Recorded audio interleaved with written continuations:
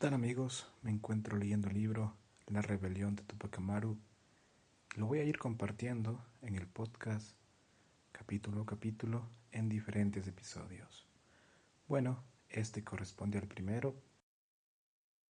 El libro en sí se titula La rebelión de Tupac Amaru y este primer capítulo se titula Los Andes en el mundo atlántico. Empiezo.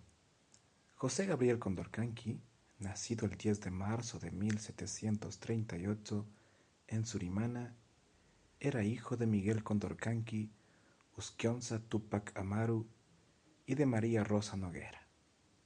Miguel, que murió en 1750, era el curaca de 3 pueblos del distrito de Tinta: Surimana, Pampamarca y Tungazuca, cargo que heredó José Gabriel. José Gabriel usaría a lo largo de su vida varios apellidos.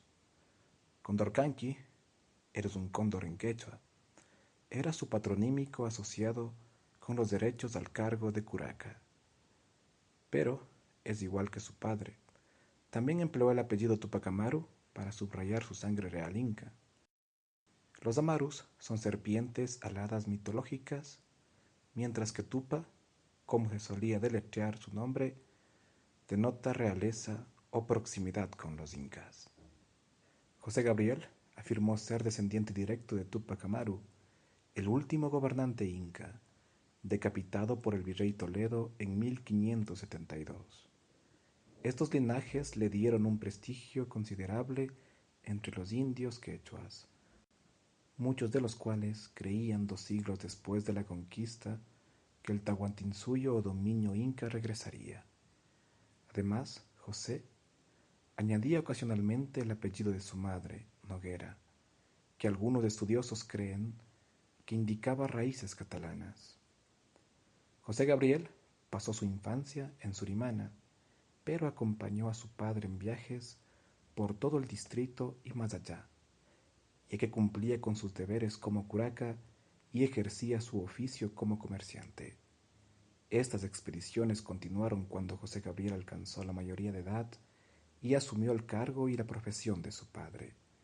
Después de las primeras clases de los padres López de Sosa y Rodríguez, estudió en el prestigioso Colegio San Francisco de Borja de Cusco, dirigido por los jesuitas para los hijos de los curacas. Los jesuitas le proporcionaron una sólida educación que también le imprimió su posición social como futuro curaca y alguien de sangre real inca.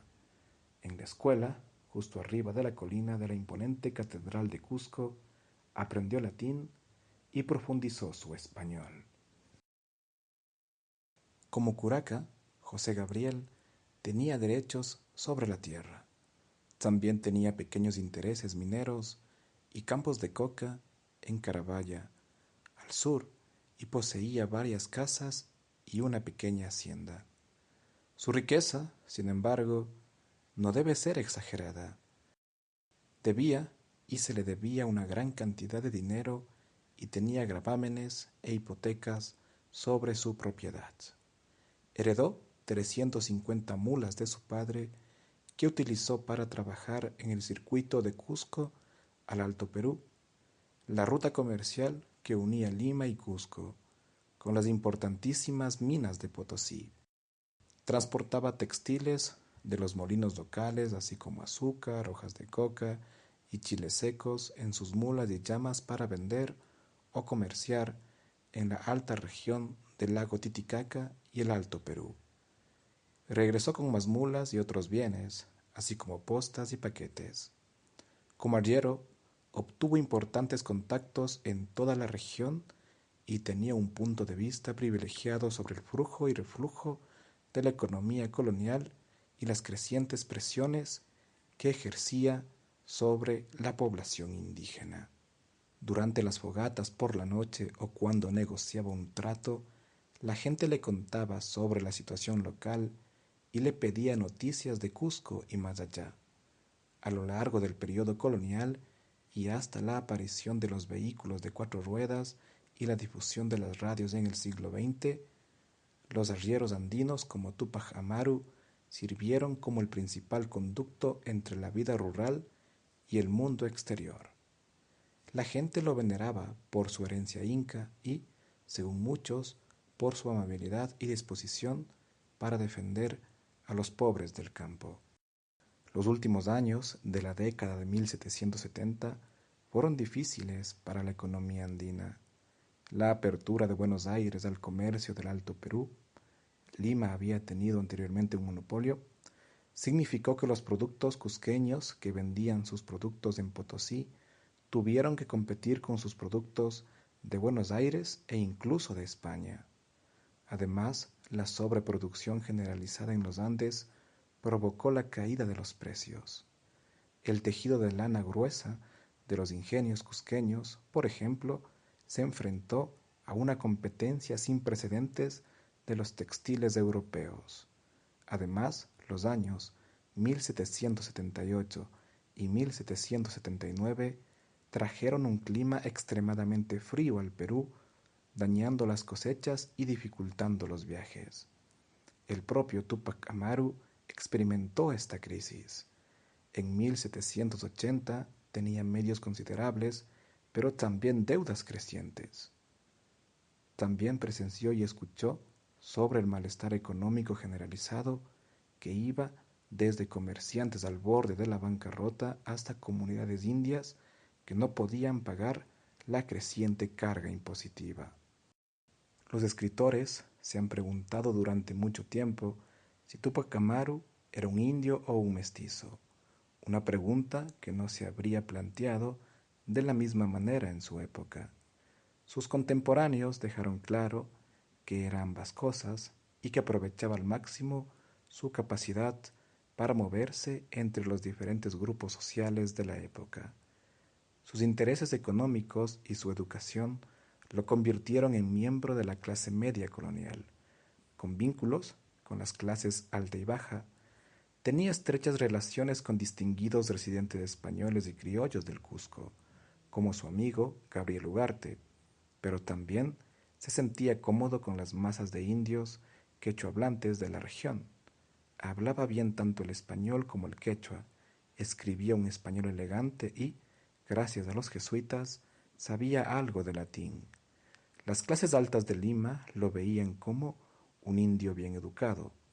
Algunos entendieron esto como un caso aceptable de movilidad social, mientras que otros lo vieron como una aberración y una amenaza a las barreras flexibles, pero en última instancia reales, entre los grupos de castas en el Perú colonial.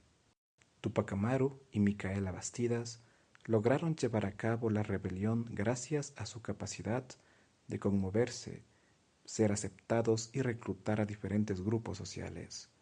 Atrajeron, al menos inicialmente, a seguidores españoles, criollos, mestizos, negros y, sobre todo, indígenas. Sin embargo, en el medio del levantamiento, este acto de equilibrio se volvió cada vez más difícil. Los europeos se preocuparon rápidamente por el uso de la violencia y el saqueo de las fincas. Algunos grupos nunca apoyaron a los rebeldes. Por ejemplo, algunos curacas, particularmente los del Valle Sagrado, lo veían como un arribista con un linaje poco impresionante. Cuestionaron tanto sus reclamos de sangre real como su posición económica, creyéndose superiores en ambos frentes.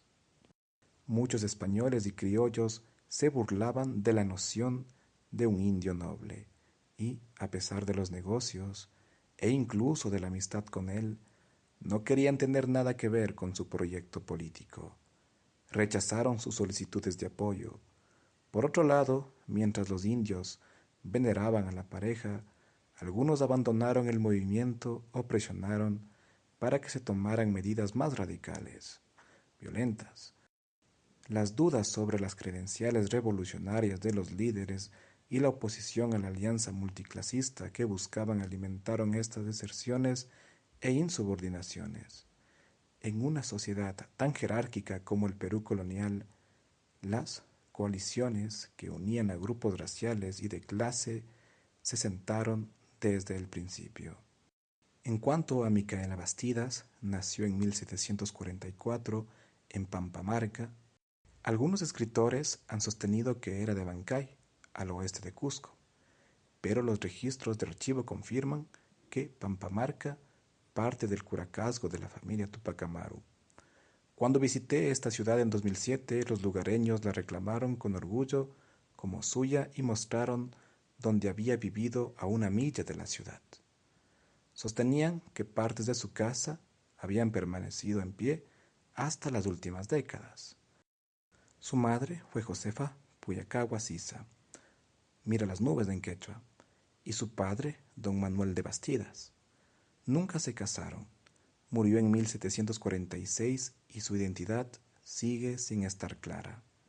Algunos sostienen que era un hombre local con ascendencia negra, y que algunos documentos se refieren a ella como una zamba o una con piel de color canela, lo que implica que tenía sangre negra. Otros afirman que era un sacerdote asignado a la cercana Yanaoca.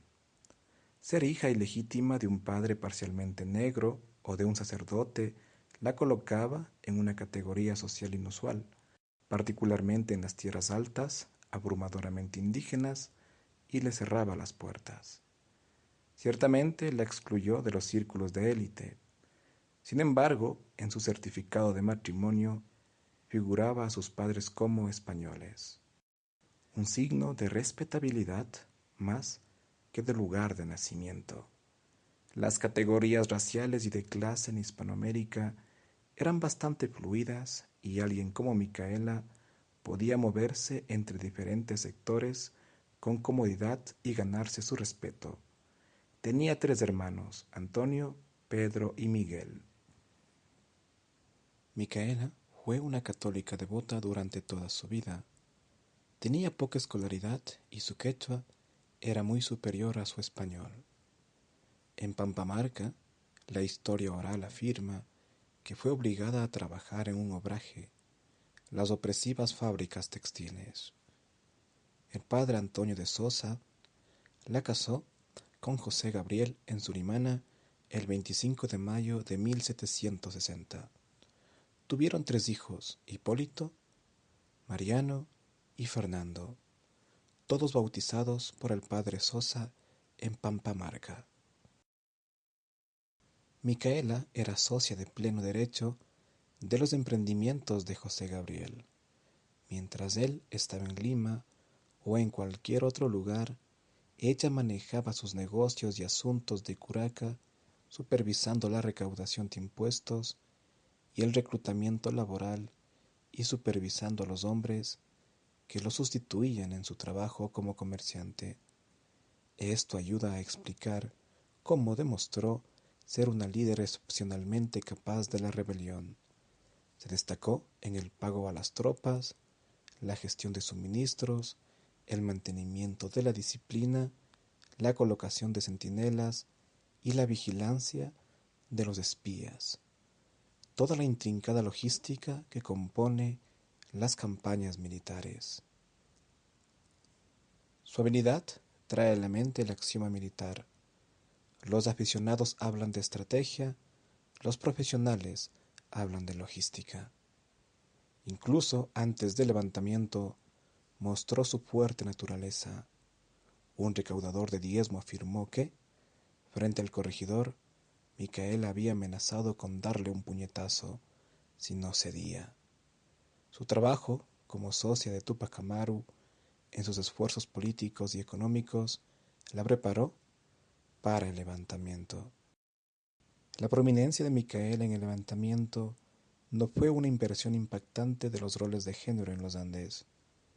Las mujeres participaban activamente en la economía monetaria, en particular en la venta de productos, ganado y otros bienes en mercados y ferias.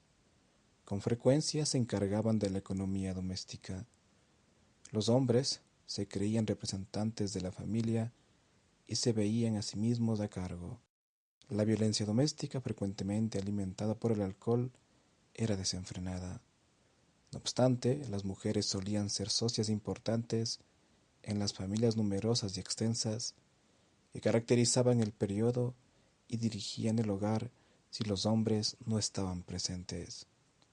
En el caso de la casa Condorcanqui Bastidas, Tupac Amaru sin duda hablaba en nombre de la familia y creía que él tenía la última palabra, pero como ocurría en la rebelión, Micaela Bastidas ayudó a tomar decisiones y a dirigir la economía doméstica. Aunque los españoles quemaron los retratos de Tupac Amaru que encargó durante la rebelión, tenemos varias descripciones y una pintura. Markham reprodujo el recuerdo de un monárquico. Tupac Amaru medía 5 pies y 8 pulgadas de altura, bien proporcionado, musculoso y firmemente tejido. Tenía un hermoso rostro indio, una nariz ligeramente aguileña, ojos negros y carnosos y, en conjunto, un semblante inteligente, benigno y expresivo.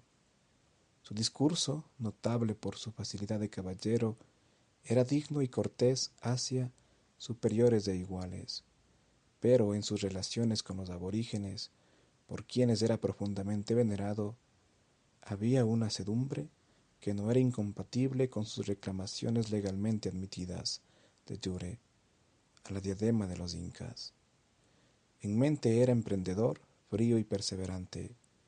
Vivía en un estilo propio de su rango y, cuando residía en el Cusco, solía vestir un abrigo de terciopelo negro y ropa pequeña a la moda de la época, un chaleco de tisu de oro, lino bordado, un sombrero de vestir de castor español, medias de seda y hebillas de oro para las rodillas y los zapatos, y dejaba que su brillante cabello negro fluyera en tirabuzones que le llegaban casi hasta la cintura.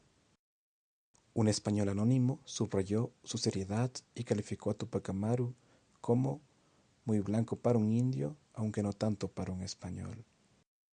Las descripciones de la rebelión lo presentan como una figura elegante sobre un caballo blanco, vestido al estilo europeo con algunos toques andinos, como el uncu o sobrecamisa y la mascaipacha o banda real. Los monárquicos enfatizaron su porte frío y calculador, que a sus ojos le permitió supervisar la matanza de europeos inocentes, mientras que las generaciones posteriores de admiradores lo han presentado como un mestizo elegante y apuesto. Los retratos de mediados del siglo XX le dieron los músculos imposiblemente grandes de la escuela soviética y del realismo social, y, en la década de 1960, rasgos que lo convirtieron en una especie de Che Guevara de piel oscura. Las representaciones del siglo XX de Micaela la presentan con una belleza delgada y de cuello largo, con rasgos europeos. Muchos han blanqueado su piel considerablemente. Y bueno, con esto llego al final del episodio. En el próximo estaré compartiendo El mundo atlántico llega a los Andes. Comparte esta información, suscríbete al canal, dale me gusta y apoya al canal desde el enlace en la descripción. Gracias.